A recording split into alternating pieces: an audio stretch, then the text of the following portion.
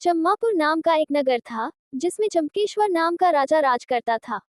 उसकी सुलोचना नाम की रानी थी और त्रिभुवन सुंदरी नाम की लड़की राजकुमारी यथा नाम तथा गुण थी।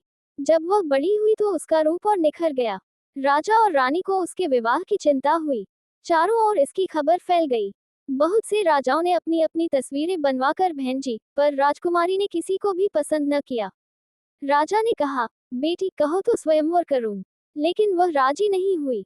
आखिर राजा ने तय किया कि वह उसका विवाह उस आदमी के साथ करेगा, जो रूप, बल और ज्ञान इन तीनों में बड़ा चढ़ा होगा। एक दिन राजा के पास 4 देश के 4 वर आए। एक ने कहा, मैं एक कपड़ा बनाकर 5 लाख में बेचता हूँ, 1 लाख देवता को चढ़ाता हूँ, 1 लाख अपने अंग लगाता हूँ, 1 लाख स्त्री के लिए रखता हूँ और 1 लाख से अपने खाने पीने का खर्च चलाता हूँ। इस विद्या को और कोई नहीं जानता। दूसरा बोला, मैं जल थल के पशुओं की भाषा जानता हूँ। तीसरे ने कहा, मैं इतना शास्त्र पढ़ा हूँ कि मेरा कोई मुकाबला नहीं कर सकता। चौथे ने कहा, मैं शब्दवेदी तीर चलाना जानता हूँ। चारों की बातें सुनकर राजा सोच में पड़ गया। वे सुंदरता में भी एक से एक बढ़कर थे। उसने राजकुमारी को बुलाकर उनके गुण और रूप का वर्णन किया, पर वह चुप रही।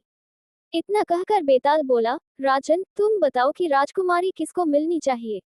राजा बोला, जो कपड़ा बनाकर बेचता है वह शूद्र है, जो पशुओं की भाषा जानता है वह ज्ञानी है, जो शास्त्र पढ़ा है ब्राह्मण है, पर जो शब्दवेदी तीर चलाना जानता है वह राजकुमारी का सजातीय है और उसके योग्य है। राजकुमारी उसी को मिलनी चाहिए। राजा के इतना कहते ही बेताल गायब हो गया।